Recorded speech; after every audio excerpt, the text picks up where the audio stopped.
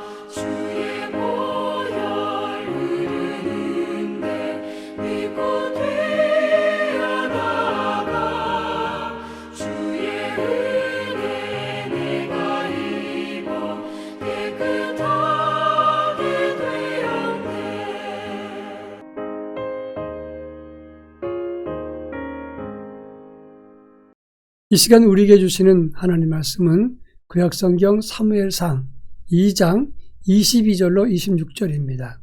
사무엘상 2장 22절로 26절 말씀을 제가 봉독합니다.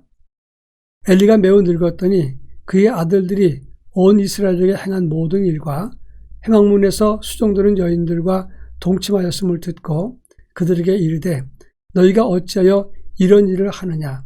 내가 너희 악행을 이 모든 백성에게서 듣노라. 내 아들들아 그리하지 말라. 내게 들리는 소문이 좋지 아니하니라. 너희가 여호와의 백성으로 범죄하게 하는도다.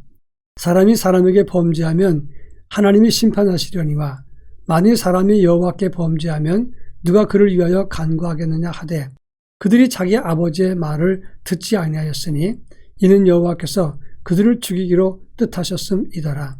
아이 사무엘이 점점 자라매 여호와 사람들에게 은총을 더욱 받더라. 아멘.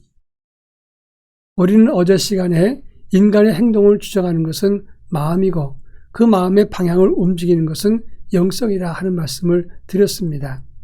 우리는 영성이 하나님의 영으로 지배되어야 하나님의 뜻을 따를 수 있게 된다 하는 말씀을 했던 것입니다. 오늘은 어제 말씀의 연속 설교입니다.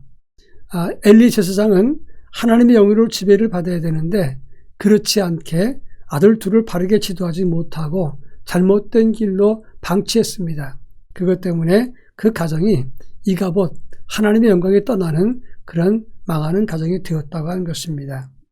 엘리는 이스라엘의 제사장이었습니다. 당시 이 제사장은 사사와 같은 위치에 있었습니다.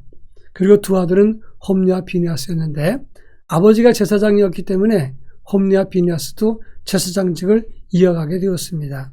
그런데 이 두 아들은 회막문에서 수종드는 여인들과 동침을 했고 하나님께 예배를 드릴 때 예물을 드리는데 자기들이 먼저 그 예물에 손을 대었습니다. 그리고 하나님의 뜻을 따라서 섬기지 않았습니다. 결국 이 홈리와 비느하스 그리고 그것을 방치했던 엘리 가정은 하나님 앞에서 거룩한 영성이 끊어지는 망하는 가정이 되었다고 하는 것입니다. 어떤 가정이 실패의 가정이 되는가? 우리가 이 말씀을 생각하면서 믿음으로 성공하는 가정이 어떤가를 함께 살펴보도록 하겠습니다. 먼저 22절부터 23절 말씀을 보면 엘리는 나이가 많고 늙었다고 했고 그 아들들은 하나님 앞에서 악을 행했다고 했습니다. 여러분, 제사장은 제사를 생명처럼 여깁니다. 그런데 이들은 하나님의 성소에서 음란한 짓을 행했고 동시에 제물에 먼저 손을 대서 그 제물을 부정하게 만들었다고 하는 것입니다. 그런데 엘리는 그 아들들의 악행을 다른 사람을 통해서 들었다고 하는 것입니다. 여기에 중요한 문제가 나타납니다. 첫째는 자식들이 바르게 되지 못했습니다.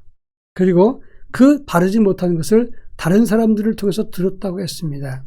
이것은 부모의 영성에 예민하고 부모의 영성에 깨어있으면 바로 자녀들 영성을 분명히 알 수 있는 것인데 그만큼 엘리는 자녀들 문제에 방치해 두었고 그리고 자기 아들이기 때문에 감싸면서 그 아들들에 대한 이야기를 싫어하니까 이런 악행이 자행되었다고 할 수 있겠습니다. 그런 의미에서 자녀들, 이 홈리와 비느하스의 잘못도 크지만 그걸 방치했던 부모의 책임도 크다 이렇게 말할 수 있는 것입니다. 또 그런가 하면 24절부터 25절에 보면 이 엘리 제사장이 아들들에게 이렇게 말합니다. 내게 들리는 소문이 좋지 않다. 너희가 여호와의 백성으로 범죄케 한다. 그렇게 말했을 때 자식들이 듣지 아니했다라고 했습니다. 지금 이들의 악행은 성소에서 벌어진 악행입니다. 죽임을 당할 중죄고 그리고 하나님의 성소에서 범한 죄를 이스라엘 전체에게 물을 수 있는 엄청난 큰 죄입니다. 그런데 지금 아버지는 이렇게 말합니다. 여호와의 백성으로 범죄케 한다 이렇게 말했습니다. 아들이 지은 죄는 죽을 죄인데 지금 그 죄의 결과를 백성들에게 피해본다 이렇게 약화시키고 있는 것입니다. 여러분, 그런데 이렇게 아버지의 이 자녀들에 대한 판단이 잘못된 것입니다. 동시에 자녀들은 그렇게 큰 죄를 짓고도 아버지가 잘못했다고 지적을 했으면 돌이켜야 되는데 아비의 말을 듣지 않았다고 했습니다. 이것은 두 가지 의미가 있는데 아버지가 본이 되지 못하고 권위를 상실했다는 것을 말하는 것이고 또 한 가지는 자식들의 영성이 완전히 파괴되었기 때문에 부모의 가르침, 엘리 제사장의 가르침을 받지 않았다고 말할 수 있습니다. 중요한 것은 아비의 무능과 영적인 무기력, 자식들의 악함이 극에 달했을 때 그 다음에는 거룩한 영성이 끊어지는 것입니다. 하나님의 영이 떠나고 마는 것이다. 그런 말입니다. 하나님의 영이 떠나는 순간 그 가정과 가문은 망하고 마는 것입니다. 이것이 중요합니다. 마지막으로 26절에 보면 아이 사무엘은 점점 자라면서 여호와와 사람들에게 더 은총을 받았다. 그렇게 말하고 있습니다. 지금 엘리 제사장의 가문은 망하는 길로 들어섰습니다.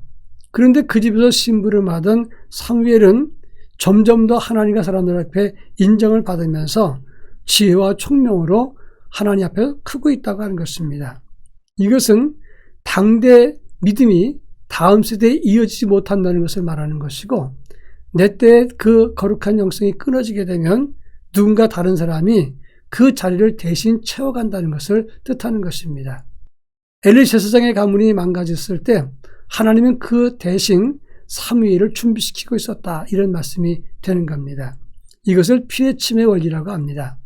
여러분, 피레침은 번개가 칠 때 가장 높은 곳에 있고 또 잘 이 전기를 전도합니다. 그렇기 때문에 가장 높은 곳에서 가장 잘 당기는 그곳의 피대침, 즉 번개가 떨어진다고 하는 것입니다. 영성의 거룩한 것도 이어지는 것은 누구에게 있습니까? 집안이나 혈통 따라 가는 게 아니라 하나님을 향해서 가장 높이 서 있고 하나님의 은혜를 사모하는 사람에게 먼저 그 은혜가 임한다는 것을 알아야 하는 것입니다. 우리 영성이 다음 세대에게 바르게 이어질 수 있도록 다음 세대가 피뢰침의 영성을 가질 수 있기를 축원합니다. 다 같이 기도합니다. 부모와 자녀의 영성이 이어져서 거룩한 믿음이 이어갈 수 있게 하옵소서. 이렇게 기도하겠습니다. 기도합니다.